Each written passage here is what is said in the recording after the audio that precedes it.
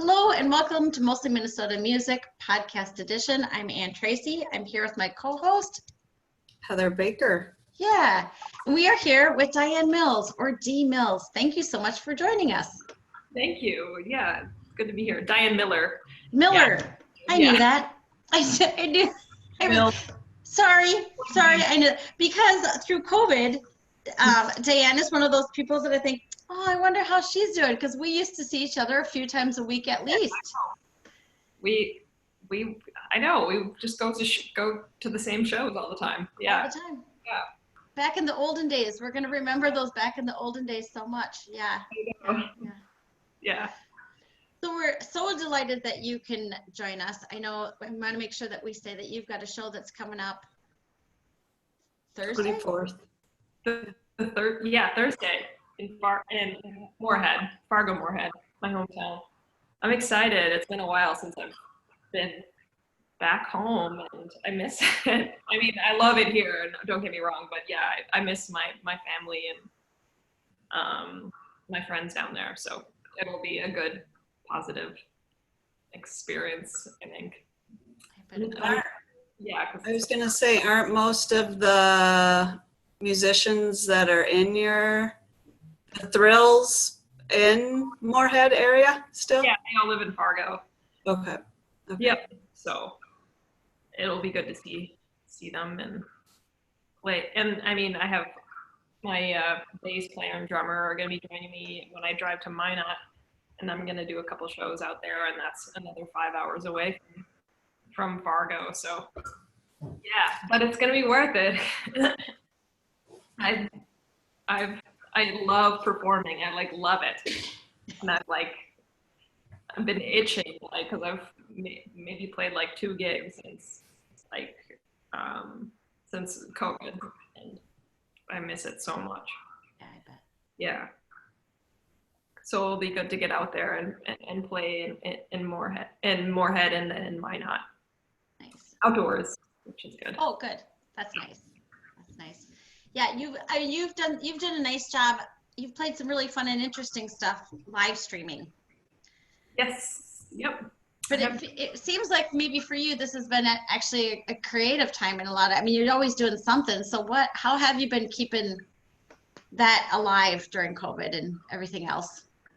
Well, mainly I've been just trying to focus on playing guitar. I don't know. Yeah, I've been practicing guitar a ton, electric guitar, more lead playing a little bit.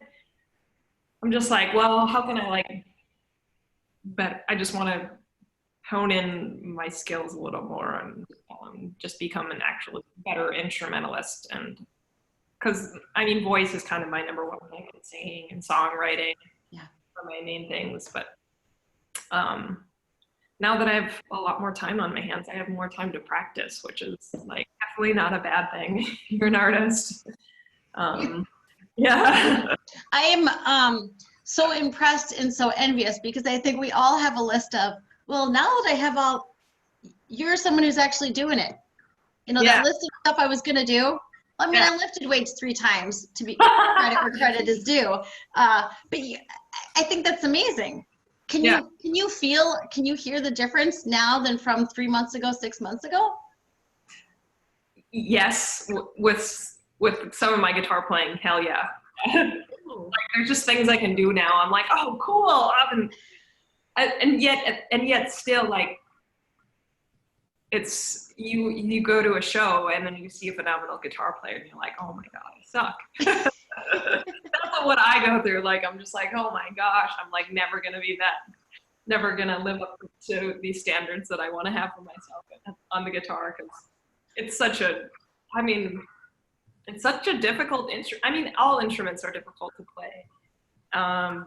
But yeah, with guitar, there's an infinite amount of ways to get better at the instrument, just because, yeah. Well, I mean, music it's a creative thing. And I'm someone who likes a lot of different genres of music. And so I just can't settle on playing one style.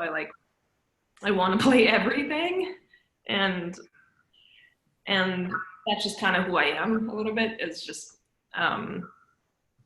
I'm just so fascinated by music in general. So, I mean, I think that's kind of why I do what I do. And as far as like talent buying and then playing with lots of different musicians and different projects. And Yeah. So sorry, I'm just going to stop you right there because tell us a little bit about the talent buying for folks who are listening. You're at the Icehouse and you're. Yeah, I book for a venue called Icehouse. A lot of people know of it because it's definitely one of the more popular venues that is independently run in Minneapolis.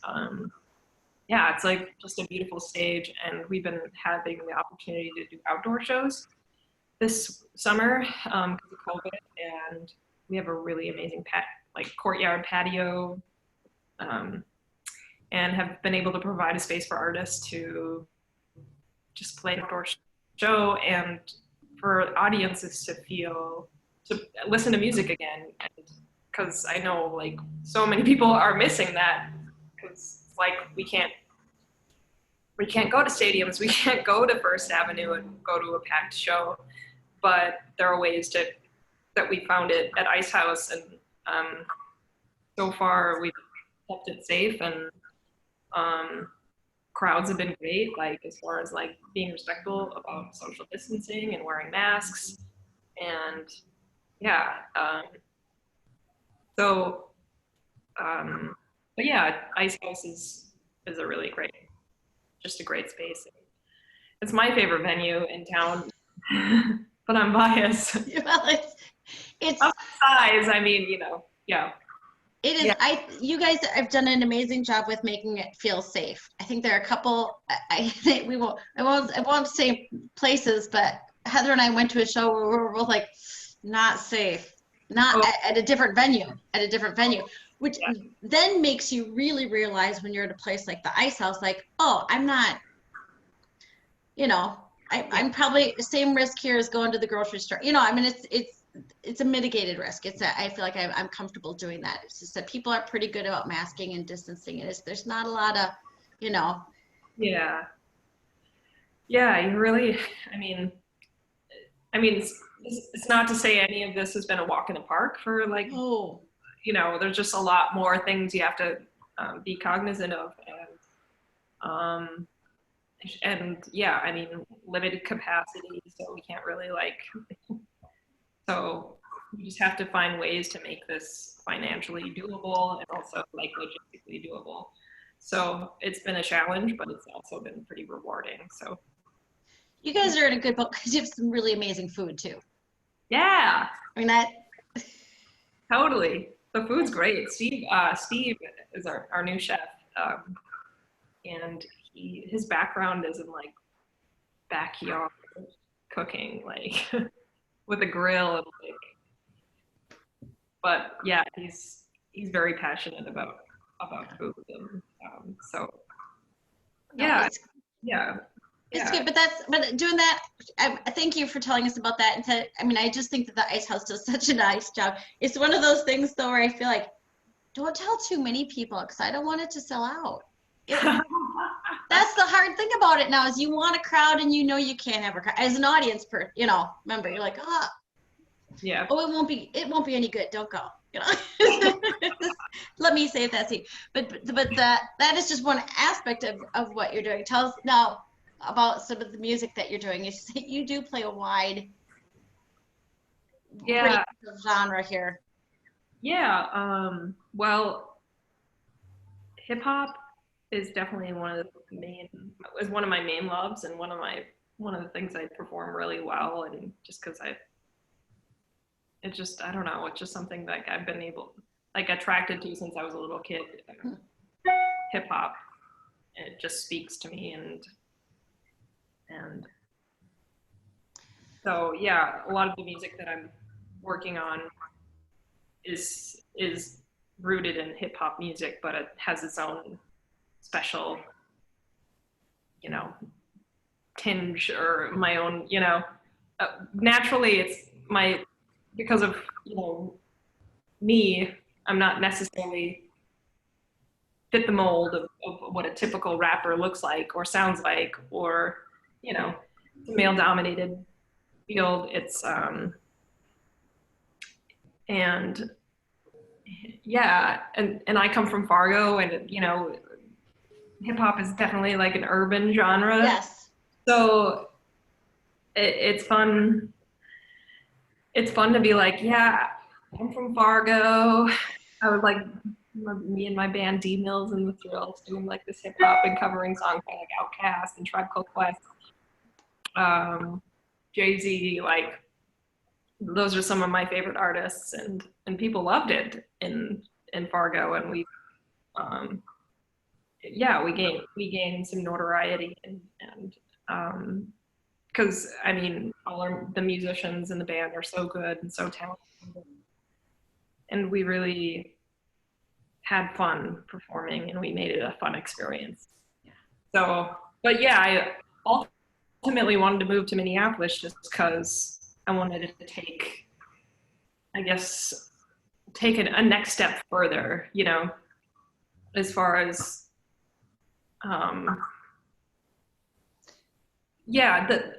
to make a living doing it, you know, it's hard to do that in a city like Fargo.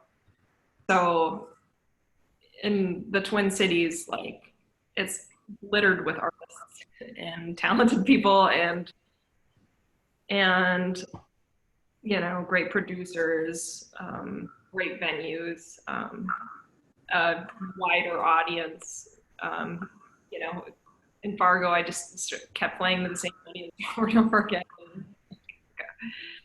Like, okay, I got to expand a little bit just because I'm like, okay, this is really what I love to do, and it's hard to find that confidence to say, hey, I'm good enough to be a professional rapper, like, and especially I grew up being a pretty shy person, so I always had a lot of self-doubt too, and didn't think I was ever good enough to, and now I've gotten to a point where I'm like, oh, okay, I am good enough.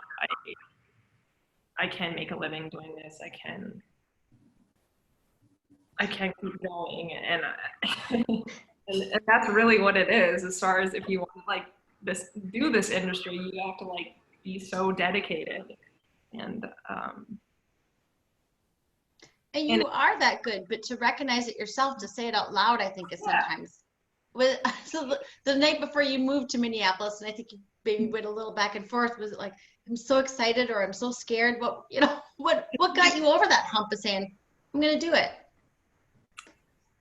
I think a multitude of things. A lot of things. Yeah. I think I just was ready for some new change of scenery. Like Fargo was just getting too small, and it's fairly conservative state, and I'm queer. I'm very queer, and and Minneapolis is just way more accessible in that kind of way. Minnesota as a state in general. Yeah. So it just, I mean, it's more diverse, you know, being a person of color in Fargo too, just like, well, I was just like ready for some more enrichment and some more liberalism, to be honest. Fargo Moorhead is too conservative for me. It's too, like, not to say that it's all conservative, because it isn't. Like, there are like hardcore liberals out there, like, that are representing hard, that do represent hard. And I used to work for the alternative weekly down there called the High Plains Reader, and that's kind of how. So I'd find my pockets of like liberal squads, and I'm home with them, and I like my family, my friends, like, are like mean so much to me out there, and I like, that's what makes it hard to move, and just because I really like, I love the community that I was a part of out there. It's a really special place in a lot of ways, and but yeah, but to wake to a new community and really love it, it's been very nourishing, living in Minneapolis in a lot of ways. Good. Can you think of things that you know that you've brought from Fargo here? Yeah.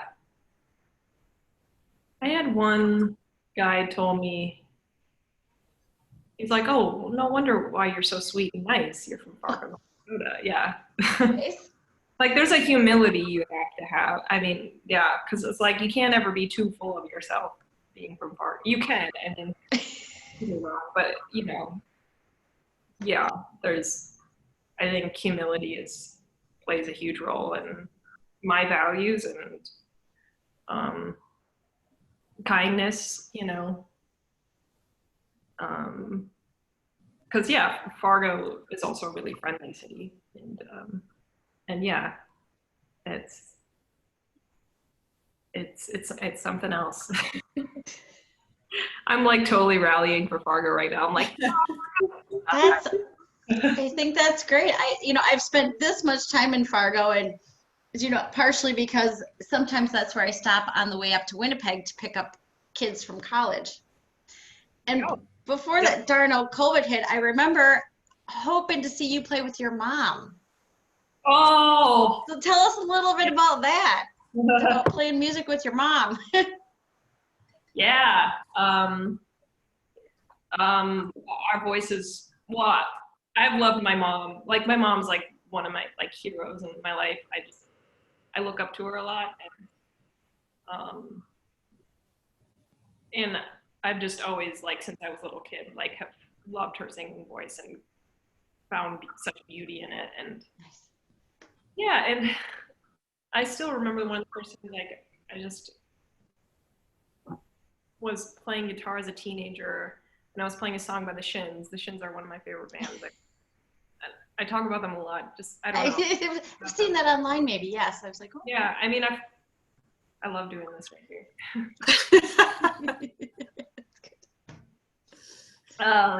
Yeah. The lead singer of that band matches my psyche some ways, like the way he speaks. So I was playing a song called "A Call to Apathy." It's also known as "Gone for Good," and it's kind of like a twangy, like folky chin song. And I started playing it, and then my mom busted out a harmonica once, and then she started harmonizing with me, and I just lost my mind. I was like, "Oh, this is so awesome!" I'm like, "You have to come perform with me." Oh, this was not in high school. This was in college, and I was like, "You have to perform with me at this open mic in college," and like, I'm bringing you with me, and like, yeah, it kind of started like that. And we would always sing Chiquitita together, like karaoke style, because my parents loved to go out and sing karaoke. And people would just be like, "Oh, sing Chiquitita!" Just such a pretty mom and daughter song, you know? So, and I love ABBA. Yeah. So there's a lot of music that my mom loves that she taught me to love. And so it just so happens because we're related that we harmonize extremely well together. So there's an enormous beauty to the blending of our voices. And yeah, I know. We make people cry. It's a thing. We were supposed to do a show at Dusty's, and it got canceled. I mean, I canceled it because I was like, I can't. It's a small ass bar, and I was just like, no. COVID was just hitting, and I was like, yeah. It was really just when COVID started to hit. People were so excited to come see us, and it didn't happen. And I thought about maybe booking me and my mom at Icehouse, but I don't know. Yeah, that would be cool. I know. You should. I think really you should. I know. I really should. I'm just, yeah. I should just do it. You should, seriously. It would be an ordeal. I know people would come. Yeah. I mean, we did a show at the Hodo Lounge, and it was like a little, like, it was a little rough around the edges. Like, I just would have to make sure I dedicate a lot of time to rehearsing and practicing. And yeah, just because we can't, like, because she lives in Fargo, though, it's hard to get together and practice. So I'd want it to be really good and not messy. Yeah. But yeah, maybe we'll see. I was going to say Messy's still live music too, and we're all starving for that. But I understand. Yeah.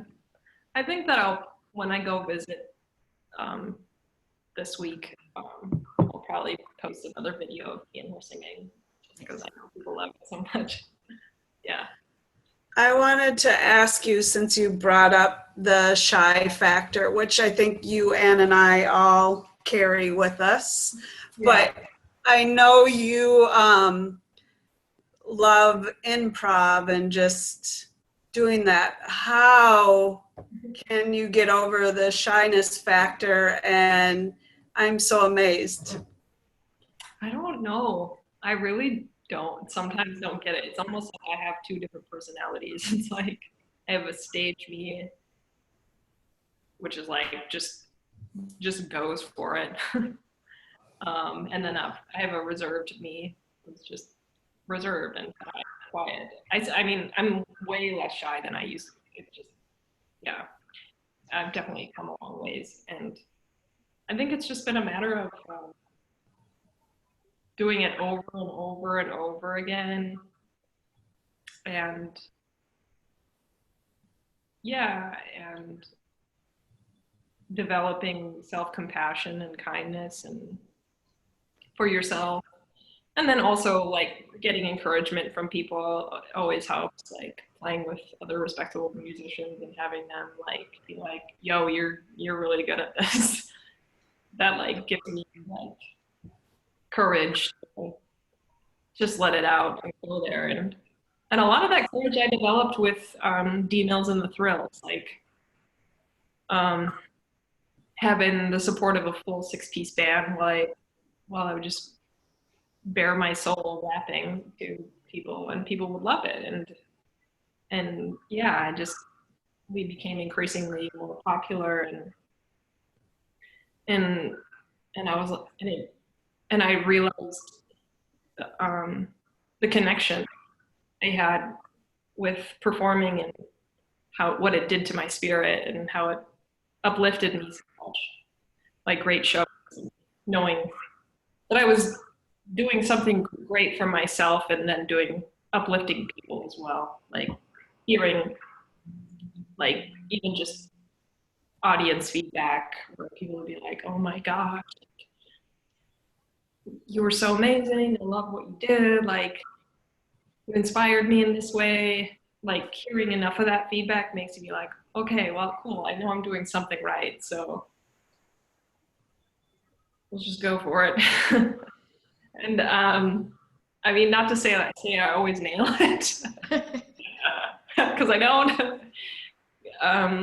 You know, because I definitely I struggle with anxiety and depression. You know, insomnia. I have all the mental afflictions. So I think also that just comes with being an artist, sensitivity. There's some give and take, for sure. But yeah, there's something inside me that just is like, just do it. Yeah. Yep. Is music the release, not especially now in the last 6 months? Mm-hmm. Are you finding ways to kind of, I mean, anybody who has a propensity towards anxiety or depression, it's our time to shine, babies, you know, during this COVID stuff and all the stuff that's civil unrest that's happening and everything else. Is music your escape? Do you have other escapes? Are you finding yourself doing, aside from the guitar, doing things, looking at music that you thought you never would, or looking at things differently? Yeah. I mean, well, I mean, yeah, to kind of go back to the guitar, like it does make you actually look at music differently and hear, like when you start to notice like, oh, how are they performing that? You know, it makes you pay closer attention. And so, yeah, again, that's kind of where my mind's been at. It's been like, okay, how can I be a better guitar player? How can I this and that? But otherwise, like just spending time with friends and outdoors and finding has really been healthy for me. building relationships and then meeting a lot of different new artists. Like that's, like again, Minneapolis has so many. So it's been, I'm privileged in a way that because I work for Icehouse, I get to meet so many artists and connect and see live music night after night. So with us doing it outdoors, it's like, oh, it's been really helpful. So, but yeah, I mean, other than music, running is like definitely something I do to keep myself sane. I don't run every day, but I try to run at least a couple times a week. Going outdoors, not on a treadmill. I love to find trails along the Mississippi. Yeah, hanging out on the beach outdoors. I love sunshine. Yeah. So, yeah. Now's the time to soak that all up. Yes, good time.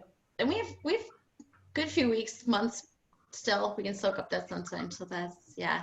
Heather's an avid runner too. Oh yeah, that's awesome. Yeah, it's the only thing that keeps me nice. Yes. Otherwise, I'm not a good human. It's bad. There are so many health benefits to it.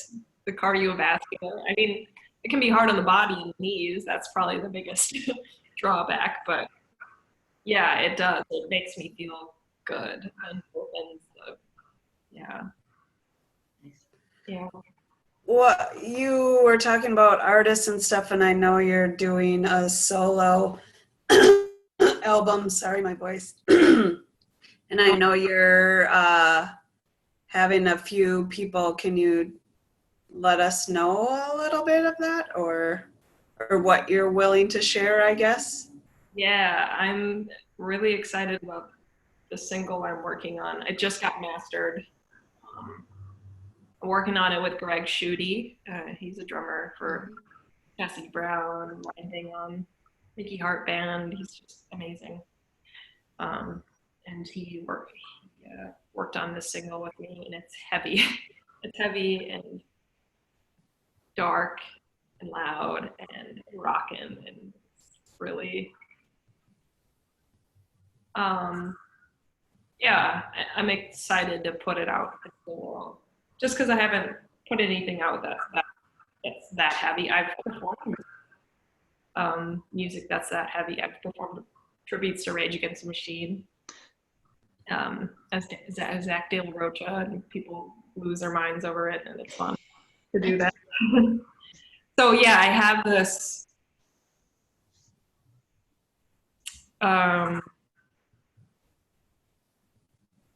desire, propensity to perform music that's really dark and heavy, and yeah, it just kind of lays my emotions out on the table. So that's kind of what coming out with this next one. And it's hip hop, but it's also rock and roll. It's kind of, I don't know. But, Greg was like, kind of compared it to the Melvins, and I was like, what? No. I mean, that's an amazing compliment, but I've seen the Melvins. I've got to book the Melvins twice, and Nice. Argo, and wow, yeah, powerful stuff. So yeah, I also have been writing some singer-songwriters type of stuff. I'm a big fan of folk music, like Gillian Welch and Elliott Smith, Bob Dylan. Gosh, who else? Like Sharon Van Eaton, Phoebe Bridgers. I love that style of music, and I like to try to write in that style as well. So I have something in the works that's kind of COVID related lyrically. And so I want to put that out. Yeah, so my record is going to be a mosh. I want to work with different producers and different engineers. Miles Hansen, I've also worked with him. He works at Creation Audio. Haley McCallum, formerly known as Haley Bonner, wants to produce one of my singles called Out of Order. Yeah, we've started working on it a little bit, but it's been, since COVID, it's been shelved a little bit, but it'll happen. Yeah, the single I released in January, that was the one with Miles Hansen. Yeah, it's a poetic hip hop, pleasant, but also kind of like sad. Yeah. And but honest and real and melodic, simple, and but has really cool lyrical flow. You know, the rap, like that's my hip hop, my rap style is. You know, I like to keep it funky. Yeah. I like that one because you did a video for that one as well. Yes. Yep. What Kids Ignored. Yep. Yeah. The song. Yeah. There's a YouTube video if people want to look it up. Yeah, and I might work on a music video for this next single. And the single's called We're the Same. And I don't know exactly when I'm going to release it, but it's done. And yeah, and I hope people love it. Do you have a vision for a video? Storyboard in your head? I don't know. I'm like picturing something black and white, kind of weird, experimental type like vision. I want it to be, yeah, it's going to be way different than the music video that I put out like in January. So it'll be different. Yeah. Well, it gives us something to look forward to, and I look forward to the album because you have that lyrical way, and you're able to bring that into, so you bring touches of different genres into the hip hop music, which is part of why I really, really like it. You know, it's just going by my age. I didn't grow up with hip hop. I mean, it just, you know, it wasn't, you know, Beastie Boys is about as close as I would have, you know, because I predate a lot of that music, you know, so it's something I like, but I like it when there's a twist of something else with it, you know, and I really like some of the work that you do. I remember seeing it, I think the first time I saw you play, the Turf Club? Turf Club. Ooh, what was I opening for? You were opening for someone and I made sure to go and I can't remember, and I even think it was maybe something with a political bent to it. Was it Sophistafunk? Oh, yeah, I bet it was. Yeah, now that you say that. But I remember thinking, "Ooh, I really like this. This is, you know, this is good." Yeah, yeah. So look forward to having that come out, and we're talking to a lot of it's the videos are so, for those of us who are starving for music, the videos are awesome because it gives us, you know. Yeah. And it's not that we haven't seen some music. We've been to the Icehouse. We've been a couple other places. But again, for those of us who used to go out 6-7 nights a week, yeah, we need a new. I think I'm going to do more live streaming too. I probably will do some more in the winter. It's been a while since I've actually done a live stream. I post videos a lot. Well, that's probably, yeah. Live stream where I just play song after song, and yeah, I did a bunch of those when COVID was first hitting, and it was kind of fun. I mean, it's not the same as live, but it was. I got at least a similar buzz from playing live music. Yeah. Yeah. So it's great that we still have that outlet. You know. I would think in some ways it would, if you're a shyer person, and I would fall under that cat. You're certainly not as shy as I was years ago. You know, you can, to a certain degree, you a little bit grow out of it because you learn. You stand up taller, or you never get picked. I mean, you know, you just have to do for yourself, sort of thing. But as a shyer person, I would think in some ways the live stream would open up some doors for you doing different things. Yeah. Yeah. I mean, my live streams have been pretty informal. Like not something I've rehearsed for. Like, I was doing some songs, I was just looking them up on Ultimate Guitar and typing it and just was like, I know this song, I'm gonna play it. Like that kind of, so, Nice.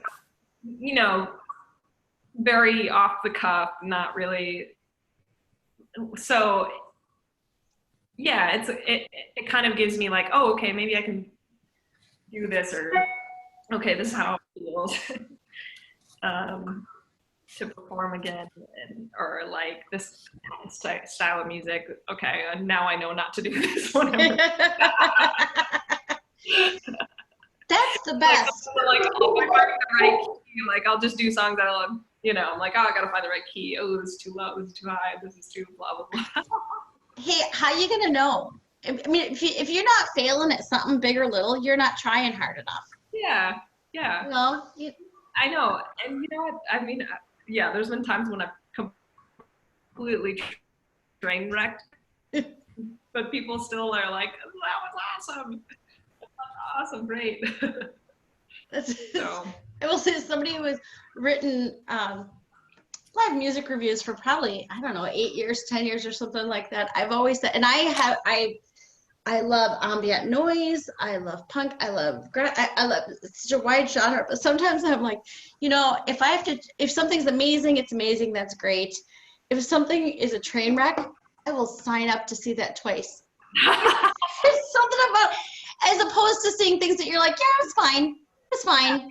You know, the train wreck, you think about it the next day and you're like, I don't know, that train wreck is growing on me. I like that, you know, because I think there's often like that between, you know, brilliant and insane. There's just that little bit of a, well, if we just did this a little bit slower, suddenly that train wreck becomes amazing. Yeah, true. That's a good way to look at it. Yeah. I've seen some things that people are like, huh? I think there's an endearingness to like seeing someone kind of flub, and then it's like, it's kind of how you pull it off too, you know. Yeah. They say don't cover up your mistake, or just like, or cover up, you know, act like nothing happened. Sometimes I can do that. Other times I'm just like, it just shows on my face immediately.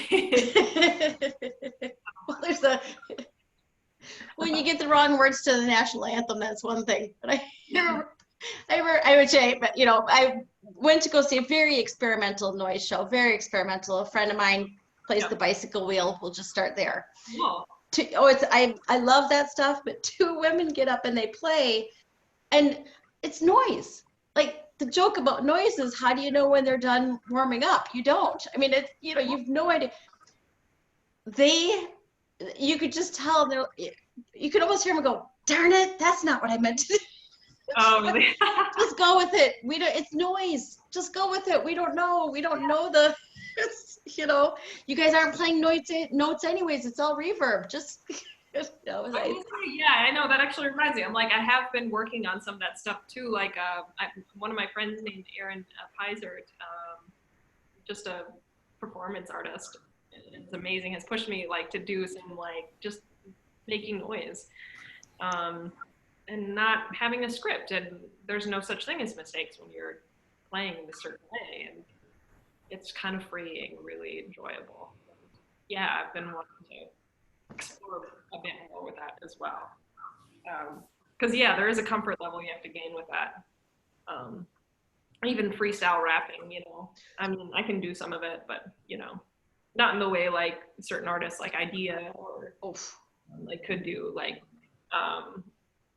but yeah, that's another like craft and facet to explore. It's just like, yeah, it's just an endless amount of things.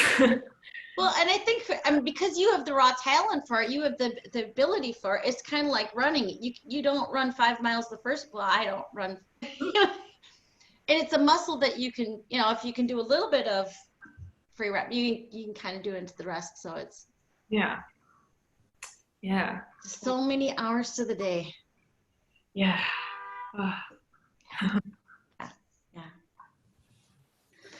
Can you tell us too about the award you received this year? Yeah. Oh my gosh. talk about affirming, like, I mean, we talked a lot about like, okay, what gives you that confidence and motivation? Like that's like that has been one of the most affirming things that has ever been awarded to me. That makes me actually feel like, okay, now I'm making a career out of this. Like, let's go all in. Like, no turning back now. Like, you're an artist, you're a musician. This is what you're doing. Like, that is what like this award is really meant to me. And yeah, and I'm blessed to have a friend that was just like, here, sign up for this. You have a shot. And I'm like, okay. Yeah, and I did the interview in May and got a call and they said, you got it. And I'm like, holy fuck. The beauty of being seen and heard. Yeah. Yeah. I was just like, and yeah, I mean, yeah, playing music is expensive. Like equipment, like nice equipment, like it's so expensive. Like especially being a lead guitar player, all the amp, the guitar, like all the pedals to make the certain noise that you want to get. Like, yeah. Now I've been able to afford that gear. And before I couldn't. Just because it's a grind, like being a musician and working for independent venues. No, you don't make money. You lose. Yeah. So, yeah. Yeah, it's nice to have money to be able to spend on gear and recording, of course, too. So, yeah, it's an incredible honor and. Yeah. Congrats. Well earned. Thank you. Lucky them. Yeah. I mean, in such a dreary freaking world right now, COVID, like, Just thinking. God, I was so bummed when I had a residency at 331 featuring some of my favorite artists that were all going to play with me and that had to be canceled. I had to cancel all these shows. Grandma's boyfriend was going to travel to Fargo and play a show with D-Mills and the Thrills. And I'm like, I'm such a yeah. enormous. And I was like, so sad. I was like, this is going to be the best show. And yeah, so it was just like one of the nicest things that could have happened to offset some of the COVID blues. Yeah. Take it. But now that you have spent, spent the time polishing and expanding your experience, then you can even have a better show when we get some sort of normalcy back. Yeah, I know. Yeah. I mean, all of this it's great in so many ways. Yeah, I feel like I'm going to come after all. I'm going to become a stronger artist in so many ways, and which is exciting. And yeah, so there's things to look forward to. Yeah. So yeah, it's a blessing. Yeah. Well, it's starting with.